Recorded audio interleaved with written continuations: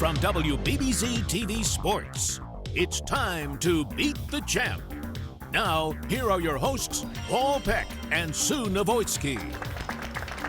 Well, hi, everybody. I'm Paul Peck, along with Hall of Fame bowler Sue Navoitsky, and welcome to this special edition of Beat the Champ. We have had a lot of fun over the last 5 years, taking this sport to another level, seeing all the outstanding bowlers in Western New York, and seeing the reaction from the bowling community has been great as well. Absolutely. There's so many great bowlers in this community that don't do this for a living, but still come out here and perform on the weekends as if they do it for a living. And, and as far as the community goes, I get so much input from everyone, and we have seen so many great matches throughout the years that it's fun to actually look back and see a couple of them from time to time. All right, so here we go. It's the best of Beat the Champ. So it's Jagazinski and Rubrick to get things started here, week number 2 at the Jamestown Bowling Company, and the always entertaining and fun to watch Chuck Jagazinski gets us started. And don't blink, because if you blink, you'll miss 3 frames. Well, just judging from watching the warm-ups before this, I don't know that I think that either guy is totally secure with their ball reaction here. Well, so. Clearly, Joe talked to us about that, how he just never felt great in winning those 2 matches, and good for him that he was able to gut out 2 wins. And as I mentioned at the end of the last show, and at the beginning here was, the score should be better. The bowling should be quote unquote easier. That's what Jimmy believes, but for whatever reason, guys are struggling a little bit, and I think Joe will be the first to tell you that he didn't so much as win his 2 matches, he survived the first 2 matches. Well, sometimes it's a grind. There's no question it's a grind. So let's see what happens. Chuck Jagazinski spare in the first frame. Here is Joe Rubrecht from right here in Jamestown, a Buffalo native who has moved down here for a job opportunity. But this is kind of home, and boy, that 10-pin did a little spin there, but not enough to go down. That was a good shot. 5th appearance on our show for Joe Rubrecht. He has won 3 and lost 2. He's riding a 2-match winning streak as we come into this one. It's the 3rd straight month that we've had Joe on the show. We had him in Fredonia, and then he qualified to move to Transit, then he bowled at Transit, and then he was the number 1 qualifier here, number 2 qualifier here at Jamestown for the 3rd straight month. And as we talked a little bit of Transit, he had just come back to bowling, just doesn't bowl league. We talked about that earlier. And that's really interesting, honestly. I mean, him being on this show 3 months in a row is as serious regular bowling as he's gotten, because he doesn't bowl in a league. Job, family, coaches his daughter's softball, all those things have sort of taken time away from him being a league bowler, which I think at times, and you would think going into a match with a guy like Chuck, puts him at a disadvantage. Well, he's been bowling good 3 months in a row. His game's in a good spot. What was most interesting about Joe's performance on last week's show is he survived a bunch of open frames. He won 1 match with 3 open frames. He won that over Dan Maladona, 184 to 180, and then he winds up with 2 open frames, but finishes with 6 consecutive strikes to beat Andy Blaisdell, 222 to 190. So to his credit, he hasn't let those open frames kind of get him down. Well, even though Dan came in as the defending champion, I mean, Joe didn't face a whole lot of experience last week. He's got the most experience, almost the most experience here with Chuck Jagazinski. So it'll be interesting to see whether Chuck can figure these out, because he should be the consummate grinder.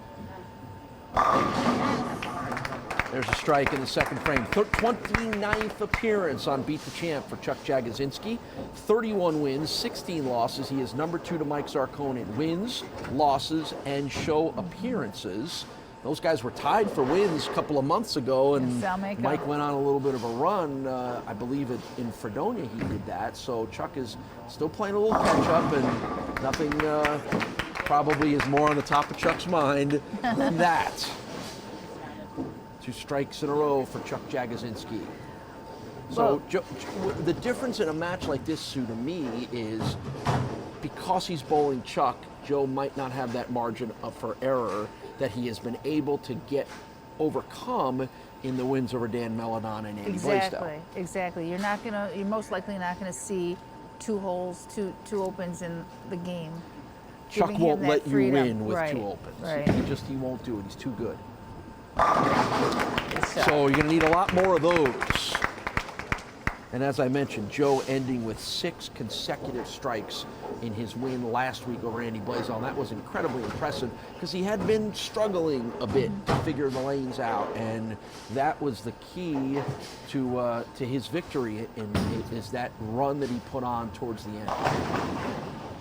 Well, Chuck's playing them a little bit more the way Jim Mee had mentioned when we talked to Jim Mee last week, and how he sees this house normally play, and Chuck's in that spot. The guys all along were not playing them the same way. You can see Chuck further to the right, and the whole right to left thing, and we'll see if that makes it more consistent. The lucky late fall there to avoid a 7-10 for Joe Rubrecht. Joe is 33 years old. I mentioned he lives down here in Jamestown, works at the Cummins engine plant, and that job opportunity is what made him move down here from Buffalo. So he's got a Buffalo base of friends and bowlers, and then he's got now his new Jamestown group, and he does bowl here whenever he can at the Jamestown Bowling Company. He's been bowling for over 40 years and has some really nice accomplishments in his bowling career. This feels like a good time to take a short break. We'll be right back with more action on Beat the Champ. Instant replay on Beat the Champ is brought to you by Transit Lanes and Keglers. Join us for bowling, food, and drinks. Welcome back to Beat the Champ. Let's get back to the action here on WBBZ-TV. I see Joe opted to have Chuck start the match. There's some logic to that he wanted to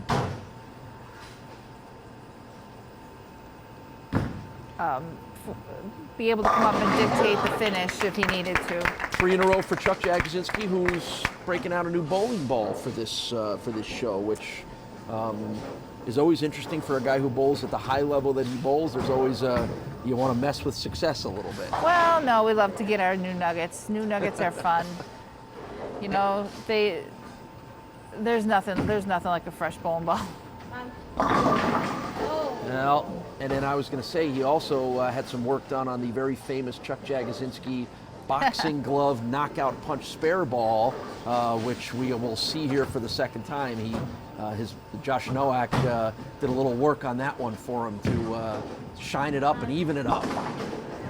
So Chuck can't grab that spare, so it'll be an open in the 5th for Jagazinski, unable to bring down the split. Well, Chuck got a little introduction to what the other guy's been dealing with, which is just a slightly high hit, which could be a strike, could be a 4-pin, but rarely a 4-10. We saw that, early in one of the last matches. The second 4-10 we've had here. Yeah, and that's not a normal leave. That's not that common.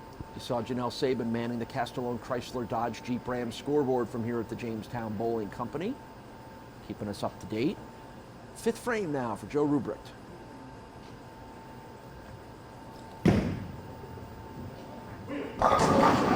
Oh, he was willing that one down the lane. That's because a double here makes this match even. That's how fast this turns around.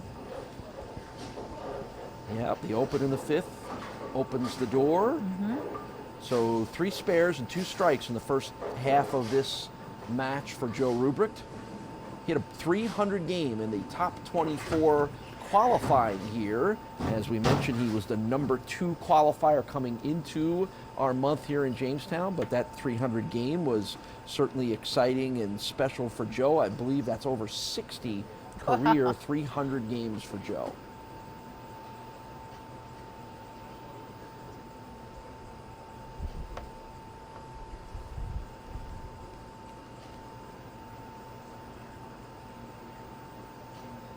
We'll move over to the left there. We've seen, taking his time on this one. Yeah, setting himself up.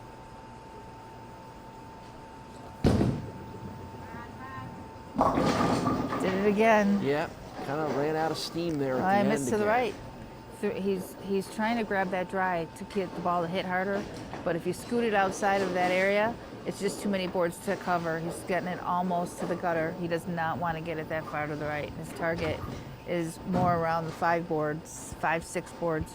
And it's going to come light and leave something difficult to make every time. This is another unusual split, isn't it? This one's makeable. No? Okay. Almost. That was the 210, correct? Yep. So we had 4 10s and 2 10s, and Joe comes close, but now Joe evens up with Chuck on the open frame category. So here comes Chuck now, 6th frame. Great There's job. a strike.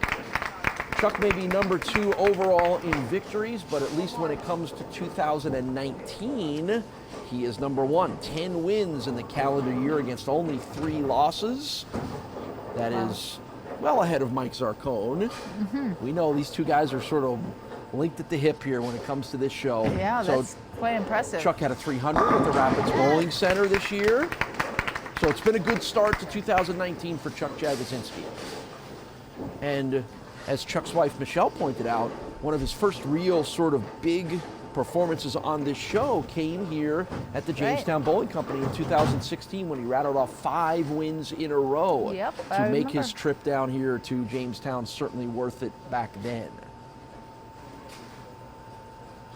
Yep, there was no looking back after that, was there? Nope.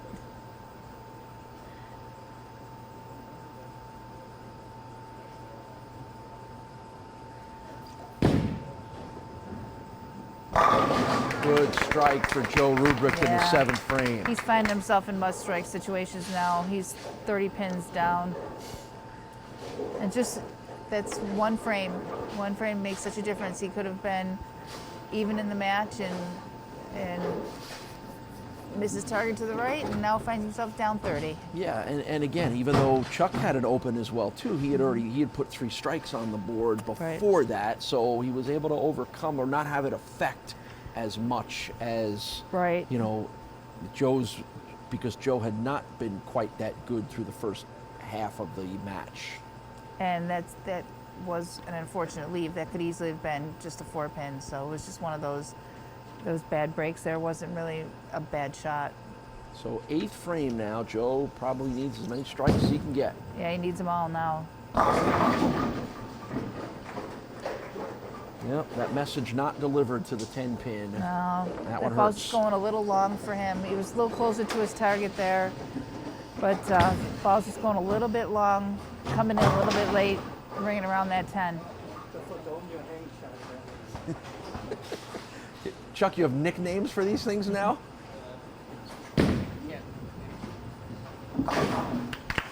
Fredonia hang shot.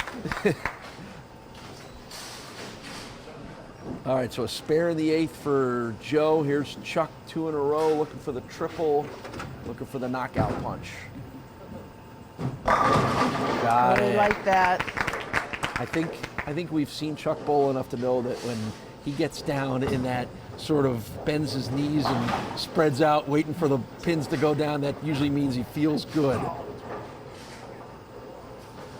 Let's see if we see it here again in the 9th frame. Yeah, see, he didn't like it quite that much. See, everybody at home can't see this because they're watching the pins go down. You can watch Chuck's reaction after he throws it, and we don't even have to see the pins necessarily to know what's going to happen. There's the fancy new spare ball doing its job. 9th frame, and Chuck Jagazinski has clinched himself a victory. So a good effort by Joe Rubrick, but just too tough a competitor this time. And Chuck Jagazinski, who's had a lot of success here in Jamestown, is set to start maybe another streak. He gets the win. We'll come back, wrap this matchup, get you ready for match number 2. Sue and I and Janelle Sabin return to Jamestown right after this.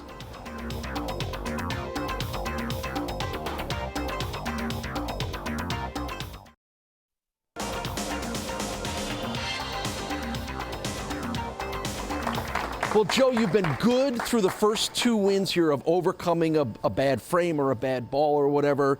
It's a little harder to do that when you're bowling against a guy like Chuck Jagazinski. Did that kind of cost you this match? No, because I don't really bowl against my opponent. I bowl against the lane, so my goal is to beat the lane. If I strike, I win. If I don't, I lose. So the opponent it doesn't matter who it is. So my main focus is to bowl the lane. I learned that a long time ago. Right. So my opponent doesn't matter who it is. So that's irrelevant. All right. Well, I know what is relevant. Jim's got a little money for you. Joe, you had a good outing. Thanks. Great bowling, as always, and a little something to make you feel better. Well, thank you. All right. Thank you. And we're not done with Joe yet because we're going to see him in a couple of weeks on our 4th show, the doubles competition from here at Jamestown. So don't go anywhere. We're going to get him back. We got match number 2 coming up next on Beat the Champ.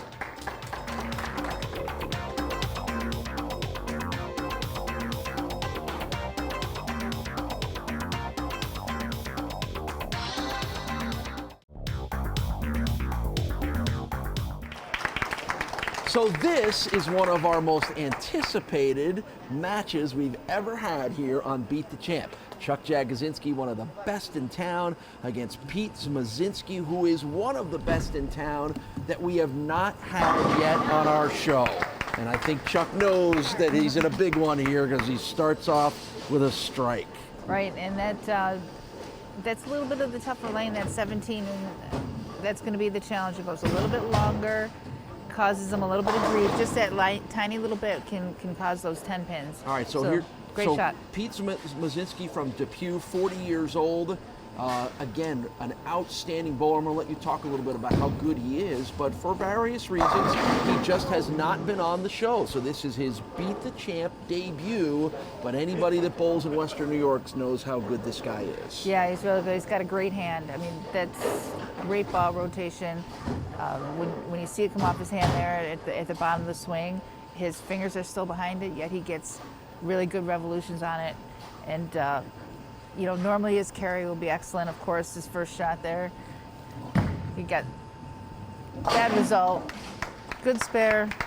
I intend to see these guys push each other pretty well. Yeah, so Pete Smizinski, who bowls all over Western New York, has a 249 average. I think it's the highest number we've seen by any bowler on the show. He's a former Buffalo Double City title overall winner, all events title winner, won championships in Niagara Falls, 2017, 2018 Buffalo Bowler of the Year, and I'm going to let you talk a little bit about his achievements at Nationals last year. But, again, just because he hasn't been on the show, it doesn't mean anything. He is one of the best guys in town, and I think ultimately what he told us was his coworkers at the Wendy Correctional Facility kept bugging him, like, how come you're not on the show? You're good, you keep telling us you're good, how come we don't see you on the show? Right. So finally things fell in place and he was able to qualify down here at Jamestown. Yeah, I even asked him when I saw him, there's definitely a strong pocket of bowlers that we still have not seen on the show, so it's nice that we're getting to creep in here now and then to showcase a few more other people, but we'll talk a little bit more about his 300 when we see him again. Great shot there by Chuck. 2 strikes in a row to start off with. Chuck Jagazinski just got his 32nd Beat the Champ victory with that 30 pin win over Joe Rubrick. So he's sneaking up on Mike Zarcone for our overall lead in wins. Mike has 34, Chuck has 32. I'm sure Chuck would love to rattle off a whole bunch in a row here. He's done that before here at Jamestown. You know he would. 3 in a row for Mr. Jagazinski. What is he yelling? What is he yelling now? Timber. Oh, you know Chuck's feeling it when he's providing his own sound effects. So I think Chuck's wife mentioned that these two were doubles partners at one time for quite a long period of time. So they seem like there's a lot of interaction going on. Yeah. A couple laps going on between the two of them. Both corrections officers as well. So we'll see who lays down the law in this match. Chuck's a corrections officer at Attica. Pete, as I mentioned, at the Wendy Correctional Facility. So, and again, there's no doubt that these two guys, as good as they are, have bowled against and with each other for a long time around Western New York. And here they are on TV matching it up.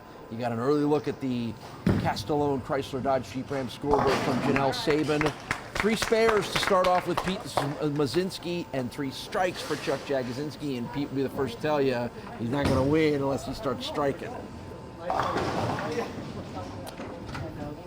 Well, these lanes are a little bit different, and Chuck has the advantage of having been on this pair already, so he already kind of knows the little nuances going on. And one of the things, if one lane's a little different than other, you got to make sure you don't make an adjustment on one lane based on what just happened on the other.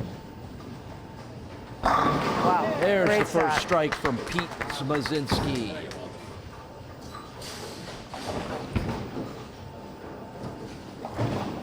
So Chuck Jagazinski, who somehow, I don't know how he finds time to be on the show when he bowls in leagues 5 nights a week.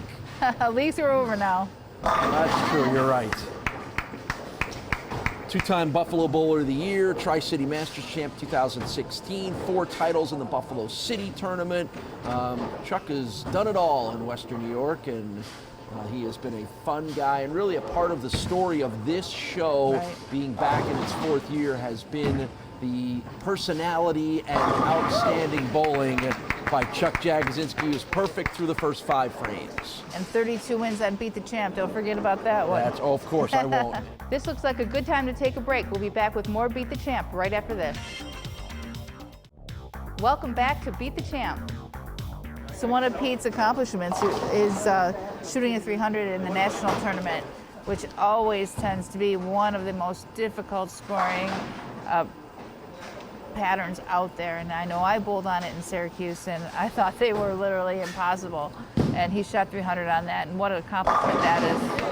That's one of those things that people will talk about, that you'll forever, no matter how many years you bowl, people will always kind of come back to an achievement like that, won't Right, they? right. You're the guy that bowled the 300 in the Nationals. Right, and honestly, those lane conditions are as challenging as it gets. That was one of his 54 career 300 games, that 300 he bowled in the Nationals last summer. One thing about the men's national tournament is they build those lanes for the tournament. So those lanes are shipped in. They're not in, like this on a steady foundation. Wow. That one took a big turn right at the end and got him a little bit away from the pocket, and that's why you see the split that is left That lane is tricky. That goes from coming up a little bit light to a 410, in this case, a 4-9 combination. But we've seen this where it's come up just a little bit high and it leaves the split instead of just leaving the 4-pin. All right, so it's an open for Pete Smizinski in the 6th frame, and never good when you're bowling against Chuck, and B, Chuck is perfect through the first 5. Right.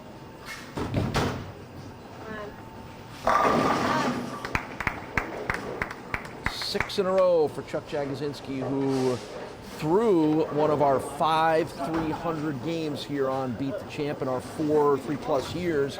That happened in January up at the Rapids Bowling Center. We also have had one here before in Jamestown. Paul Geiger did that last year when he bowled the 300 game here at Jamestown. And that will not happen in this match for Chuck. Oh. Greek church. What happened there? Oh, we have a Greek church. Love the Greek church. This one's hard to make.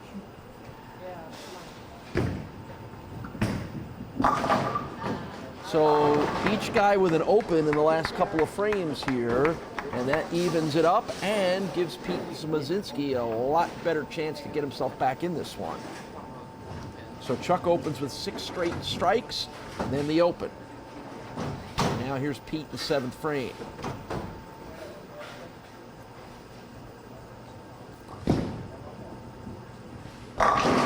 Perfect Nice shot. Yep, he needs every one of them now. And there you get a look at the updated scoreboard. As you can see, boy, the scoreboards have really told the story through our first 5 matches here in Jamestown. They've been all over the place, ups and downs, opens and spares, and no one's been able to really run a lot of strikes in a row, except a couple like Joe Rubrick ran a couple of row late in matches in order to win a few. but strikes have been a little harder to come by than maybe we would have expected. Yeah, they have. And this lane 17 has been so tricky. That's going to be the nemesis for the day, I think, going on there. Both guys using 15-pound balls, where we talked a little bit about that on last month's show. It's something we're going to try to make sure that everybody at home sort of understands the equipment that everyone is using here.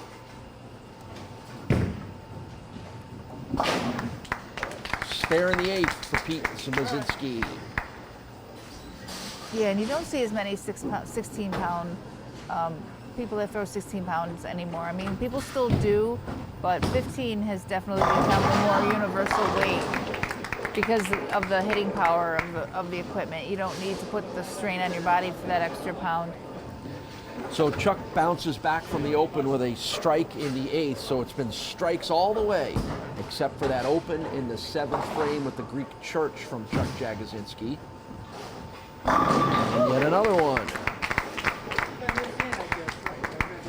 And with that strike in frame number 9, it's a win for Chuck Jagazinski, his 2nd in a row, 33rd overall here on Beat the Champ. So not the debut that Pete Zmozynski would be hoping for, but again, hopefully this is a guy that we see a lot more of on the show, because the more we see him, the more we're going to see that.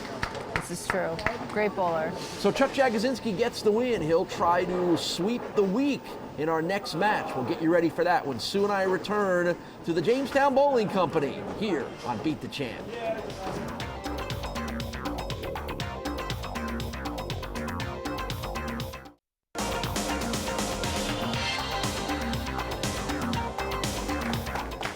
Two wins in a row now for Chuck Jagazinski, 260 to 202 over Pete Smizinski. I asked Joe Rubrick in the last match, and he says, I don't worry about my opponent. I don't bowl against my opponent. But when you know you're going up against Chuck and he starts off with 5 consecutive strikes, how does it not affect how you're approaching your game? It does, but I've known Chuck for a long time. We bowled doubles and nationals together, so I know his game, and when Chuck's on fire, he's hard to beat. So it's nice to finally get you on the show. So take us, how'd your first, other than obviously you didn't win, but finally getting yourself on the show, getting all those coworkers of yours at Wendy off your back a little bit? Yeah, they've been asking me, like, oh, you're a bowler, how come you're not on TV? And I'm like, all right, one of the, I'm finally off, I'll do it. All right, I have the feeling we're going to see a lot more of Pete. As good as he is, we're going to see him a lot more on this show. Jim? Pete, thanks a lot for coming out. Thanks, And I know you're tired today because you worked a double, so get some sleep. Maybe that'll make you feel better. Thanks, brother. Okay, There you go. thanks. Either that or get him some coffee for the ride home. Chuck Jagazinski going to try to sweep the week. 3 in a row. Will he get it? We'll find out. Stick around. More Beat the Champ right after this.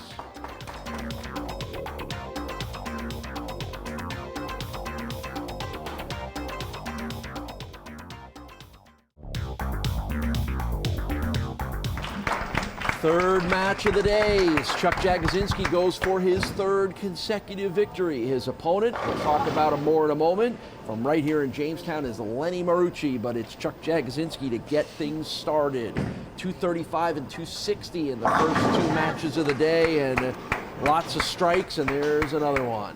Well, you mentioned the first week, Jim. We're joined by Jimmy, the owner of the bowling center, that you thought they were playing the lanes a little bit wrong, and Chuck has come in and played them just the way you mentioned, and so far posted the highest scores that we've had and been pretty consistent to the pocket. So Yes, guess you were right. Well, it kind of falls in his wheelhouse too, but that's his comfort zone, and and he's got the kind of rev rate that will get down the lane from even the drier part of the lane. So, and he's taking advantage of it, obviously. Right. You see, Lenny Marucci is our first 2-handed bowler of our trip down here to Jamestown. He's from right here in Jamestown, 30 years old, engineering technician is his profession. And Jim, he's a guy you know very well. He's a regular here at the leagues here at Jamestown. Tell us what we need to know about Lenny. Yeah, Lenny went to 2 hands a couple years ago when he had an injury, and he just doesn't have the strength to consistently throw. I mean, he shoots his 10 pins one-handed, but to bowl 3 games like that, he just can't do it anymore. So he's gone to that. He's for a fairly new 2-handed bowler, he's got some decent control. And only doing it for a couple of years, I think, as you said, right? Yeah. Only 2 years since the shift. And we've talked about this before, that he's not the first guy that we've had on this show that has been, due to injury, had to change from regular one-handed bowling to two-handed. Is there something about the style, and you hear the groans because you can see why. Is there something about that makes it easier to make that shift to the two-hander? Or, I mean, to think 2 years after making that change to have Lenny bowling the way he's bowling is pretty significant. Yeah, it is. I mean, it's something you got to work at. I mean, I'm too old to change, but but if you're younger and so is Sue. That's what she says, right? It just looks like it would be hard on your body, the twisting, but yet they've made transitions to it amazing. I think Chris Labiak is another one who changed. He's one of the ones an coming to injury. mind, yeah.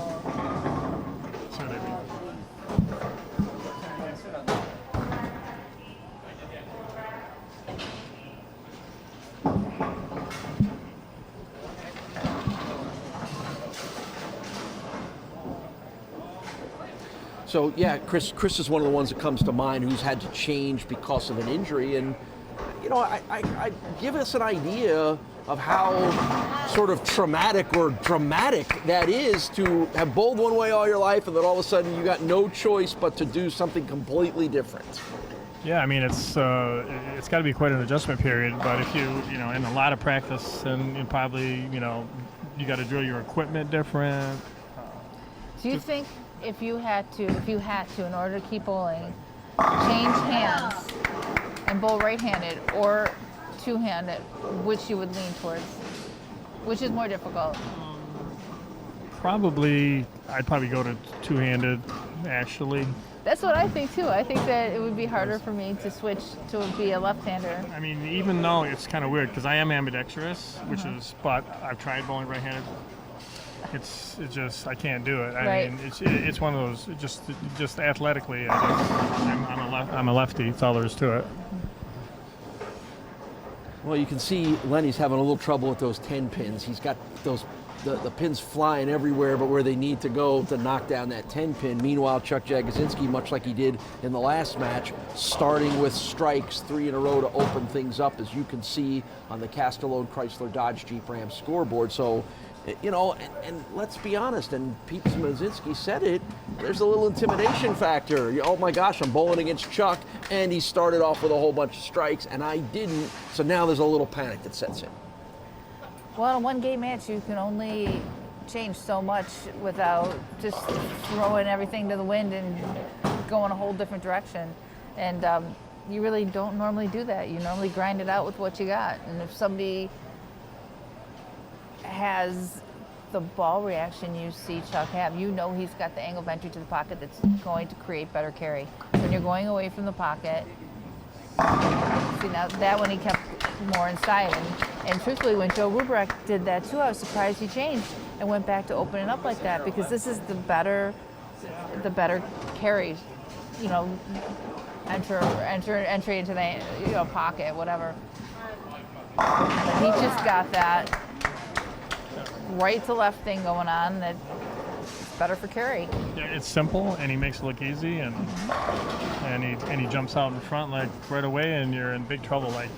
Yeah, I think you perfectly described it, Jim. That's why Chuck now has a chance with this match to tie Mike Zarcone for the most wins here on Beat the Champ, just because he knows, not only does he know how to bowl, he knows how to sort of, and this sounds funny for me to say, he knows how to win, right? And part of that is what you talked about, coming out strong, putting your opponent behind the 8 ball already early, getting them thinking, getting them panicking, making changes while he just keeps cruising along and knocking pins down. That's impressive. Lenny Marucci, obviously debut here on the show for Lenny.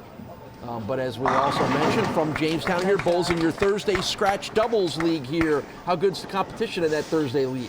We've already had 2 of your bowlers on our show here today. No, it's good. It's full too. We have 24 teams of doubles, and I actually bowl in that league with my daughter, so that's kind of nice. Wow. We have fun.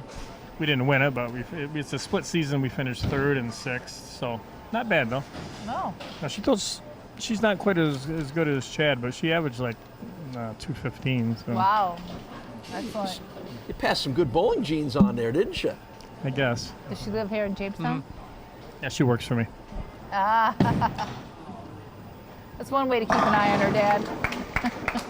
3 in a row and for vice Lenny versa. Marucci. The action will continue on Beat the Champ in just a minute.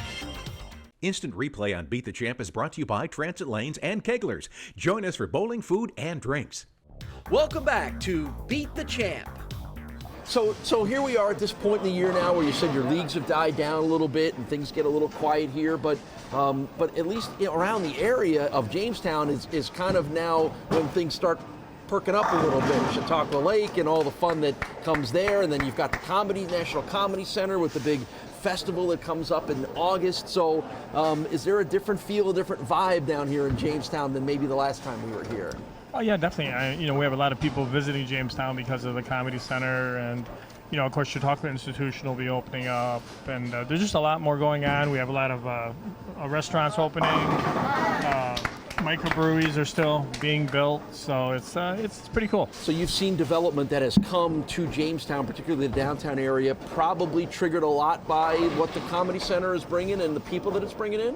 Oh, for sure. I was reading an article in the paper last week that there's been somebody to actually come to the Comedy Center now from all 50 states. That's great. So wow. that's pretty good for a new, facility. Mm-hmm. Seventh frame for Lenny Marucci. The National Comedy Fest, or the Comedy Festival, the annual Comedy Festival here August 7th to 11th down here in the Jamestown area. Some really good headliners. There may not be anybody funnier in the world right now than John Mulaney. I know, we were talking about He's got 2 shows. Sebastian Maniscalco is an incredibly popular comedian. Both of them are going to play the Northwest Arena here in Jamestown, so it's going to be rocking down here in August. So yeah, I'm looking forward to it. Yeah. I've had a chance to see John Mulaney in concert. He is amazingly funny. So if you're down here in this area, or you want to make a little trip down here in the area, come hang out with Jim the night before, and then go watch one of the 2 shows from John here in Jamestown, and certainly check out the National Comedy Center. A lot of good stuff going on in Jamestown. Now that tricky 10-pin continues to plague Lenny, along with 6 strikes and 6 frames for Chuck Jagazinski. That's tough. You're asking a lot. You're asking a lot from 2 guys back to back, and as good as Pete Smizinski is, first time on the show, bowling against Chuck. Same thing for Lenny. That's a tall task. Nope. He's throwing it good though. He's making all his spares, but yes, he made a good little adjustment there, and lane 17 has been a little bit questionable on carry. And, I think it's gotten a little tighter down lane than 18. Although where he's playing, it's not really affecting him as much because he's going around it. Right. 7 frames, 7 strikes for Chuck Jagazinski. He started the last match with 6 in a row before he went open in the 7th, so he's already surpassed that, has Chuck Jagazinski, and he really seems to be in a typical Jag groove right now. Yeah, wasting no time. That went a little bit further up the boards. He didn't get it going as much right to left as he has in the past. So it won't be, for the moment, a second Beat the Champ perfect game for Chuck Jagazinski, but there are potentially more matches to come. So the spare is good for Chuck in the 8th frame, and that means he is on his way to yet another victory. So it's going to be a sweep of the week for Chuck Jagazinski, 3 in a row, and then it also gives Chuck a tie with Mike Zarcone for most wins. And the first thing Chuck is probably going to do after this match is over is get on the phone and call Zarcone and let him know, right? I know that Chuck's going to be Or maybe happy his wife about it. Michelle will take care of that. But there's a great rivalry between these 2 guys, which is what I'm sort of referring to. And I think they both battle each other over, and now Chuck's got a chance to take that lead. So we'll talk to Chuck, and we'll talk to Lenny, and we'll get you ready for what should be a fun 3rd week here at Jim Mee's Jamestown Bowling Company. We're back right after this.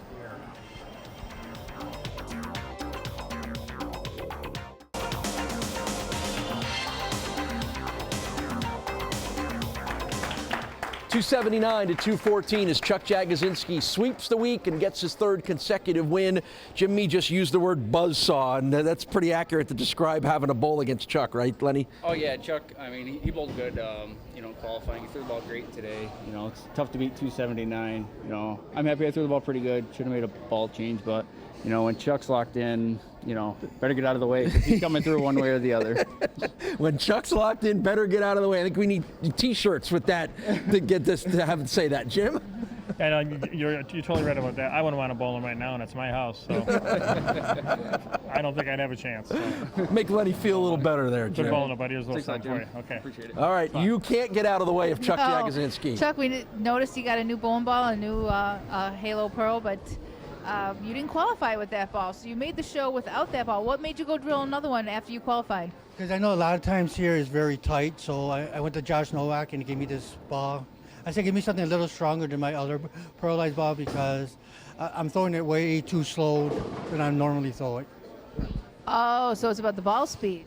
Yeah, I like to throw it like 17 and a half, and I've been throwing like 16 and a half, and I feel like I'm 80 years old up there. All right, well, no knock to the 80-year-olds. I'm getting closer to that. But great job picking a new ball and, you know, coming out here and putting on that great performance. So good luck going forward. Thank you. All right, Chuck now tied with Mike Zarcone for the most Beat the Champ wins. We'll have a chance to break that tie when he comes back on next week's show. We'll get you ready for next week when Sue and I return to Jamestown right after this.